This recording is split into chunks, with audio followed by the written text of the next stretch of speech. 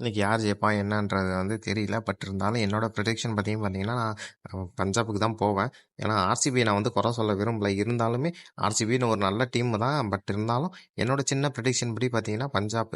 ஏன்னா பஞ்சாப் அவங்களும் 18 வருஷமா தான் போராடிட்டு இருக்காங்க. ஆனா என்னவோ ஆர்சிபி மட்டும் தான் 18 வருஷமா போராடிட்டு இருக்க மாரி எல்லாம் இது பண்ணிட்டு இருக்காங்க.